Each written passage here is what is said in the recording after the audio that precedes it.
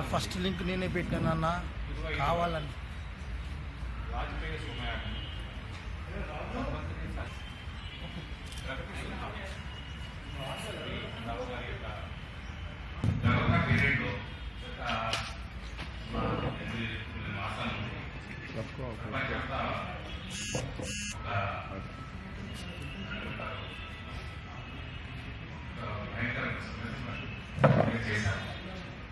ఈ సందర్భంలో మామూలు ఎలా ఉంటారంటే మనం ఎలా ఉంటారంటే ఏదో కష్టం వస్తే అయ్యో ఒక గవర్నమెంట్ గుర్తుకొస్తాడు, ఉద్యోగం గుర్తుకొస్తాడు.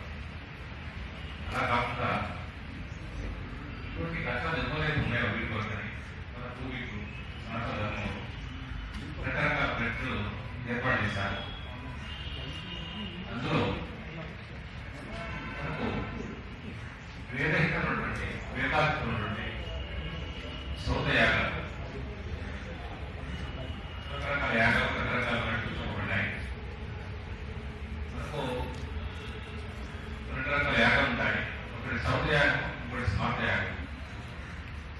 స్మార్త యాగం అనేది ఒక వ్యక్తిగతంగా నలుగురు ఇందుల కోసం చేసుకుంటుంది సంయుక్తమైన విజ్ఞానం స్మార్త యాగాలు అంటారు. సమాజంలో కేవలం యజ్ఞానం సౌత్యాగాలు అంటారు. సౌత్యాగం ఏంటంటే వేరేగా ఉంటుంది. ఇందులో సోమను ఉపయోగిస్తారు, వాడతారు. అందులో సోమయాగం అంటారు. వీటి యొక్క ప్రాధాన్యత ఎందుకంటే సమాజంలో ఏదైనా ఉత్పన్నం, ఏదైనా ప్రాబ్లం ఉత్పన్నం కలిగితే దాన్ని నివారణం, ఉత్పన్నం అటువంటి కలిగే అవకాశం లేదు దాన్ని నివారణలో రకరకాల ప్రక్రియలు చెప్పబడ్డాయి.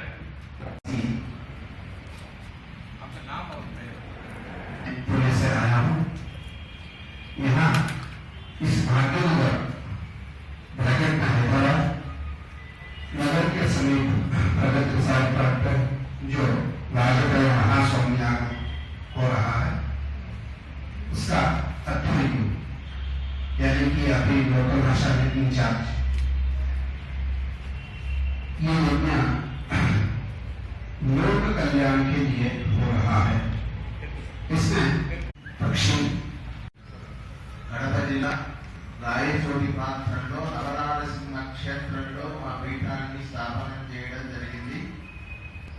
ఈ యొక్క వాజపేయి సోమయాగ మహాయజ్ఞానికి జరిపించడానికి మా ఆధ్వర్యంలో మీరు ఆహ్వానించడం జరిగింది.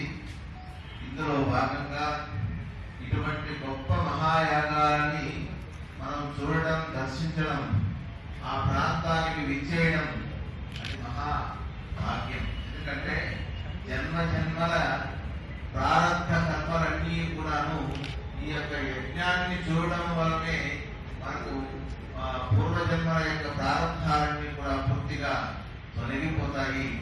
అటువంటి శ్రౌతమైనటువంటి ఈ యజ్ఞాన్ని వీక్షించడం, దర్శించడం గొప్ప అవకాశం. ఈ మహాయజ్ఞం ఉత్కృష్ట సోమయాగం వాజ్పేయి 2020 14th డిసెంబర్ నుంచి 25th డిసెంబర్ వరకు ఇందాక గురుజీలు చెప్పినట్టుగా ఈ యాగంతో పాటుగా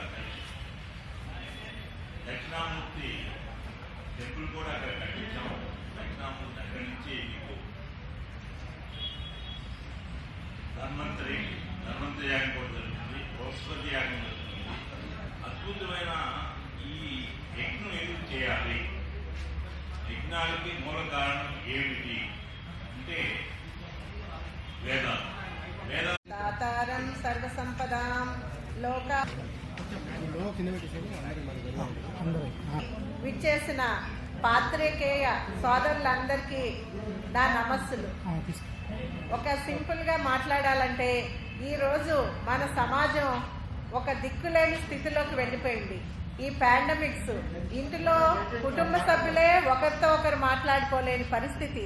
ఈ పరిస్థితి ఎందుకు వచ్చిందో సమాజం అందరూ ఒకసారి ఆలోచించాలి.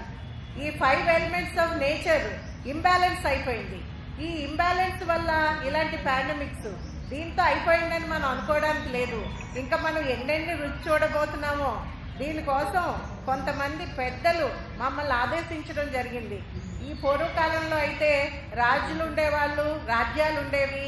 ఇలాంటి ప్రజా సంక్షేమం పట్టించుకునేవారు, ఔషధులు ఉపయోగించేవారు, యజ్ఞాలు యాగాలు చేసేవారు, ప్రజలు సంక్షేమం సుభిక్షంగా ఉండేవారు. కానీ ఇప్పుడు ఇలాంటి పాండమిక్స్ వస్తున్నాయి కనుక ఈ సమాజాన్ని మార్చాలి, యూనివర్స్ని మార్చాలి అంటే ఈ యాగ ప్రక్రియ చెప్పారు. దీనికి రావు గారు మేము కంకణం కట్టుకొని ఈ కార్యక్రమం చేస్తున్నాము. దీనివల్ల ఇలాంటి పాండమిక్స్ ముందు ముందు రావు, సమాజ సంక్షేమం జరుగుతుంది.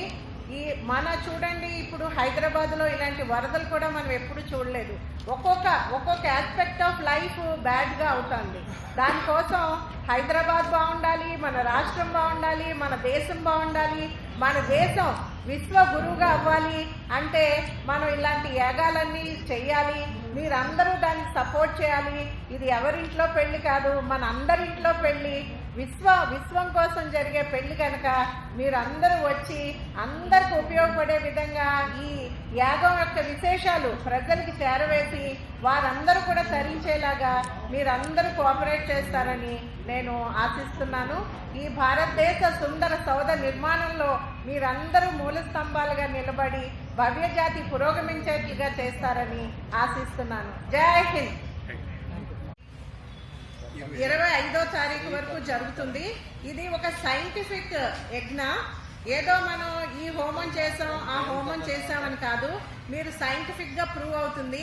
పిల్లలు లేని దంపతులుండి వస్తే కనుక వారికి తప్పనిసరిగా పిల్లలు కలగటం జరుగుతుంది. అదేవిధంగా వివిధ రకాలైన క్యాన్సర్లు కానీ అనారోగ్యాలతో ఉన్నవాళ్ళు ఇక్కడ వచ్చి ప్రవరాగ్యాలని జరుగుతాయి. ఆ ప్రవరాగ్యాలు వింటే గ్యారంటీగా వారు ఆరోగ్యవంతులు అవుతారు. మనం టెస్ట్ కూడా చేయొచ్చు. ఇలాంటి యజ్ఞం ఇది. అందరూ కూడా దీన్ని ఉపయోగించుకోవాలని కోరుతున్నాం. ఇది ప్రగతి రిసార్ట్స్లో జరుగుతుంది. మీకు అందరికీ తెలుసును, చిలుకూరు బాలాజీ టెంపుల్ దగ్గరలో ఉన్న ప్రొద్దుటూరు విలేజ్లో ప్రగతి రిసార్ట్స్లో జరుగుతుంది.